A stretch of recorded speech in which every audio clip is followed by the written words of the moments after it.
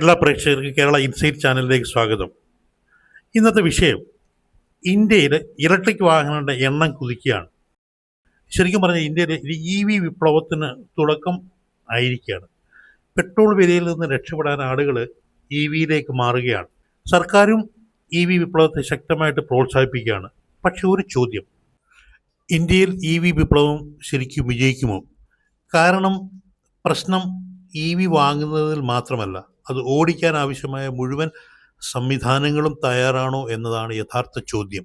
2027 ജൂലൈയിലെ കണക്ക് പ്രകാരം ഇന്ത്യയിൽ 52,718 പൊതു EV ചാർജിങ് സ്റ്റേഷനുകളുണ്ട്. അതിൽ 16,500ഓളം എണ്ണം സ്റ്റേഷനുകളും ഫാസ്റ്റസ്റ്റ് ചാർജിങ് സൗകര്യമുള്ളതാണ്.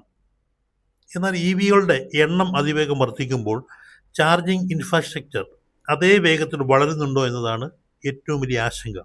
ഒരു സാധാരണ ഉപഭോക്താവിനെ സംബന്ധിച്ചിടത്തോളം അയാൾ വീട്ടിലൊരു ചാർജിങ് സ്റ്റേഷന് സൗകര്യമില്ല, ദൂര യാത്ര പോകണം, വഴിയിൽ ചാർജർ ഉണ്ടോ, അത് പ്രവർത്തിക്കുന്നുണ്ടോ, അപ്പോൾ ഇവിടെയൊക്കെ ക്യൂ ഉണ്ടാകുമോ, ഇതൊക്കെയാണ് അയാളെ അലട്ടുന്ന ഒരു പ്രശ്നം. അപ്പോൾ ഇത്തരം ചോദ്യങ്ങളാണ് പലപ്പോഴും EV വാങ്ങുന്നതിൽ നിന്ന് നമ്മളെ പിന്നോട്ടടിക്കുന്നത്. അടുത്ത വലിയ പ്രശ്നം ബാറ്ററിയാണ്. ഒരു EVയുടെ വിലയിൽ വലിയ പങ്ക് ബാറ്ററിയാണ്. ബാറ്ററിയുടെ ദീർഘകാല ആയുസ്, റീപ്ലേസ്മെൻറ്റ് കോസ്റ്റ്, റീസൈക്ലിംഗ് എന്നിവയെക്കുറിച്ച് ആശങ്കകൾ ഉപഭോക്താക്കൾക്കുണ്ട്. അതോടൊപ്പം തന്നെ ലിഥിയം പോലെയുള്ള ക്രിട്ടിക്കൽ മിനറൽസിൻ്റെ സപ്ലൈ ചെയിനിലും ഇന്ത്യക്ക് കൂടുതൽ ശക്തി നേടേണ്ടതായിട്ടുണ്ട്. കാരണം ലിഥിയം ബാറ്ററി ശരിക്കും പറഞ്ഞാൽ EV രംഗത്തെ ഒരു പുതിയ വിപ്ലവകരമായ കണ്ടുപിടുത്തമാണ്.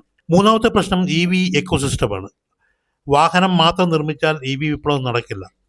Charging station, electric ride, battery manufacturing, repair സെൻ്ററുകൾ, ട്രെയിൻഡ് ടെക്നീഷ്യൻസ്, ബാറ്ററി റീസൈക്ലിംഗ്, ഇതെല്ലാം ഒരുമിച്ച് വളരണം. ഇതിനായി സർക്കാർ PME ഡ്രൈവ് പദ്ധതിയിലൂടെ പബ്ലിക് ചാർജിങ് ഇൻഫ്രാസ്ട്രക്ചറിനായി 2,000 കോടിയോളം രൂപ മാറ്റിവെച്ചിട്ടുണ്ട്. അതായത് സർക്കാർ പ്രശ്നം തിരിച്ചറിഞ്ഞിട്ടുണ്ട്. പക്ഷേ ഒരു കാര്യം ശ്രദ്ധിക്കണം, ഇന്ത്യയിലെ EV അഡോപ്ഷൻ ഒരേ രീതിയിലല്ല. 2026 ജനുവരി 31 വരെയുള്ള PME ഡ്രൈവ് കണക്കുകളിൽ EVയിൽ ഭൂരിഭാഗവും ഇലക്ട്രിക് 2 വീലേഴ്സ് 3 വീലേഴ്സ് വിഭാഗങ്ങളിലാണ്. ഇലക്ട്രിക് ട്രക്കുകൾ, ബസ്സുകൾ തുടങ്ങിയ ചില വിഭാഗങ്ങളിലെ അഡോപ്ഷൻ വളരെ പിന്നിലാണ്. അപ്പോൾ ഇന്ത്യയിലെ EV വിപ്ലവം പരാജയപ്പെടുകയാണോ എന്ന് ചോദിച്ചാൽ അല്ല, EV വിപ്ലവം ശരിക്കും പറഞ്ഞാൽ നടക്കുകയാണ്. പക്ഷേ അതിൻ്റെ വിജയം തീരുമാനിക്കുന്നത് നമ്മുടെ ചാർജിങ് നെറ്റ്വർക്ക് എത്രത്തോളമുണ്ട്, ബാറ്ററി എത്ര അഫോർഡബിളാണ്, വൈദ്യുതി അടിസ്ഥാന സൗകര്യം എത്ര ശക്തമാണ്, പഴയ ബാറ്ററികൾ എങ്ങനെ റീസൈക്കിൾ ചെയ്യാം. അപ്പോൾ ഇതൊക്കെ ചേർന്നാണ് EVയുടെ ഭാവി തീരുമാനിക്കുക. എന്തായാലും വരും നാളുകൾ EVയുടെ കാലമാണെന്ന് തന്നെ പ്രതീക്ഷിക്കാം.